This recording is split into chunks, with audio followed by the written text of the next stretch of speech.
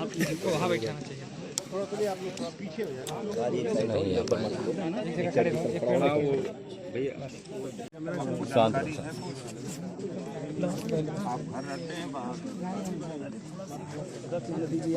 यार आईडी थोड़ी देर रुको ना।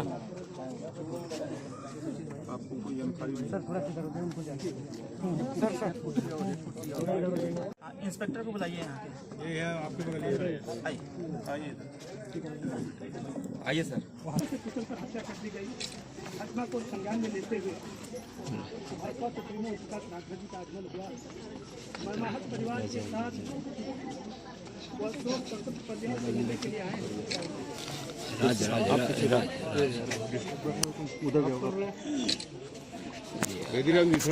थोड़ा सा भगवान की छाया पर राज प्रेम चल रहा है, अपनी श्रद्धा समर्पित कर रहे हैं।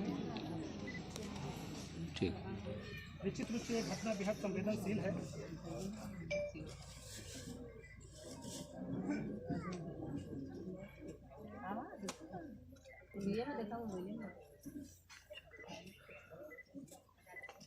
राज थोड़ा सा आगे कर लो।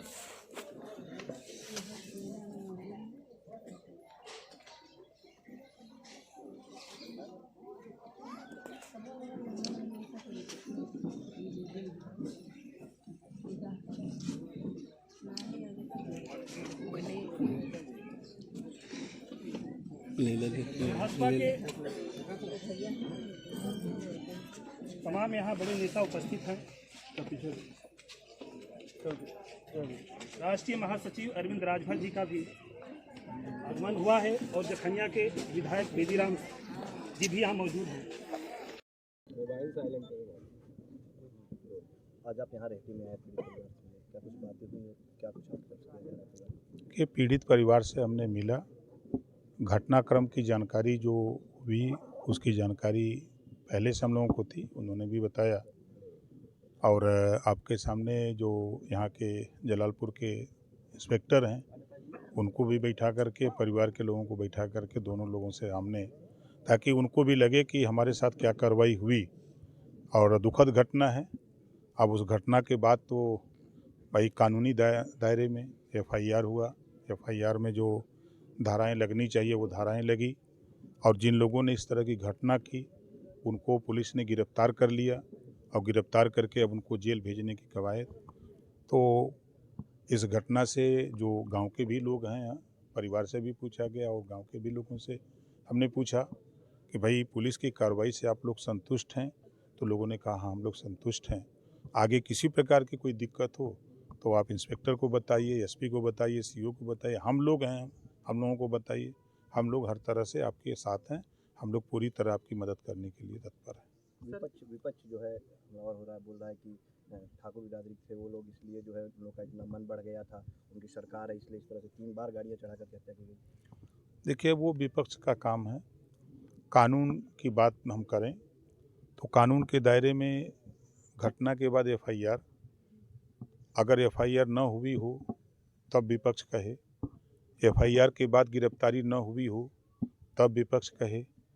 तो जो सरकार का काम है, पुलिस का काम है, वो तो काम हो गया। सर, जीरो टॉलरेंस के लिए सरकार जानी जाती है, लेकिन इस घटना की पुनरावृत्ति नहीं रुक पा रही है। अभी पिछले 10 दिन ही हुआ है मिर्जापुर की घटना, शायद सहयोगी पार्टी की अनुप्रिया पटेल किस तरह से सोशल मीडिया पर वीडियो तैर रही है, पुलिस अफसरों के शब्द कहा सुनी, और 10 दिन भी नहीं हुआ फिर एक बार पुनः जो है कि घटना की पुनरावृत्ति हो गई।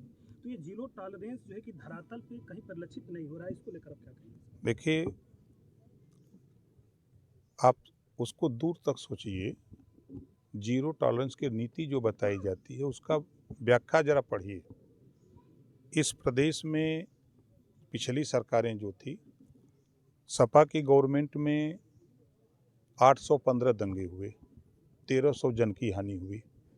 बसपा की गवर्नमेंट रही, 600 दंगे हुए, 1200 लगभग जन की हानि हुई। कांग्रेस की सरकार रही है, इन दोनों का रिकॉर्ड तोड़ करके आगे निकल गई थी कांग्रेस।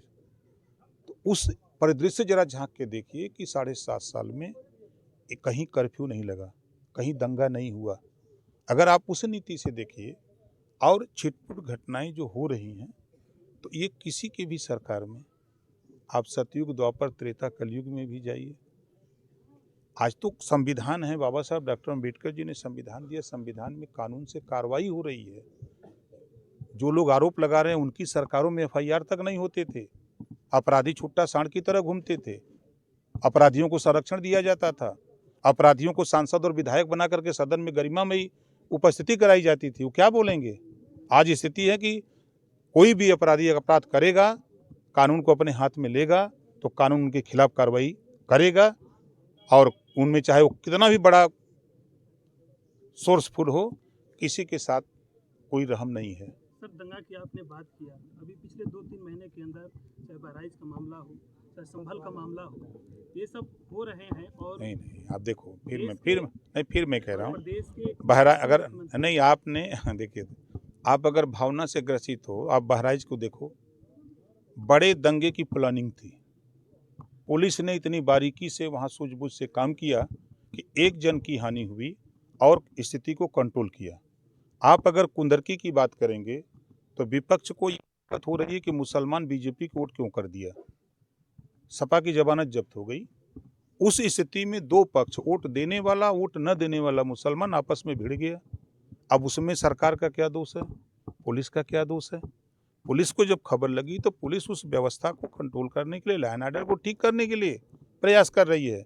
ऐसा नहीं है कि आप, अगर पिछली सरकार जो आरोप लगा रहे हैं उनको आप ही लोग कहते थे, आप लोगों के चैनल पे चलता था कि गुंडों की सरकार है, कहते थे कि नहीं कहते थे? तो आज कम से कम जो गरीब कमज़ोर है, जो थाने पर एफआईआर नहीं हो पाता था, आज उसकी थाने पर एफआईआर हो रही है, उसकी गिरफ्तारी हो रही है। हम लोग हैं, कल तक हम लोग नहीं थे, हम लोगों की बात नहीं सुनी जाती थी, आज हम लोग खुद सुनाने लायक हो गए हैं। तो हम लोग भी उस काम में, गरीबों की मदद के लिए हम लोग काम कर रहे हैं। आप जौनपुर में हैं, अगर जौनपुर की अगर हम बात करें तो पिछले 1 महीनों में यहाँ पे क्राइम का ग्राफ देखा जाए काफ़ी बड़ा है। एक ताइक्वांडो खिलाड़ी है, 30 तारीख को दीपावली के एक दिन पहले जो है उसकी गला काट करके निर्मम हत्या कर दी जाती है जफराबाद विधानसभा क्षेत्र, विधायक जी का ही गाँव है, आप ही के विधायक हैं। और वहीं पे मछली शहर थाना क्षेत्र में जो है एक नाबालिग, कहाँ हमारे विधायक जफराबाद में? वो हमारे विधायक हैं, आपके नहीं है? सपा का टोपी लगाते हैं, सपा के मीटिंग में जाते हैं, सपा का झंडा लेके घूमते हैं, पूरे समाज को धोखा देते हैं। ऐसे व्यक्ति की बात करते हैं? जिस व्यक्ति ने पार्टी को लात मार के चले गए समाजवादी पार्टी में, वो हमारे विधायक हैं। ऐसे विधायक तो जनता जवाब देगी, आने दीजिए चुनाव। वोट लेने के बाद लोग जिस तरह का धोखा कर रहे हैं, विधायक बनाया गया कि गरीब कमज़ोर के बस्ती में जो सड़कें नहीं बनी हैं, नाली नहीं बने हैं, नापदान नहीं बने, उसको बनवाओ। तो सपा का टोपी लगा करके, सपा का साफा लगा करके बड़ा नेता बन गए हैं। वो किस्मत थी, दुर्भाग्य था कि मैं बहुत ईमानदारी से काम करता हूँ। मैंने जो वादा करता हूँ। मैंने कह दिया था अखिलेश जी से, तो लोगों के कहने पर, अखिलेश के कहने पर दे दिया टिकट, और नहीं तो हम लड़ाने वाले नहीं थे। उस विधायक की बात कर रहे हैं जिस विधायक को अकल नहीं है कि हम कहाँ से जीते हैं, किसने वोट दिया, किसने टिकट दिया।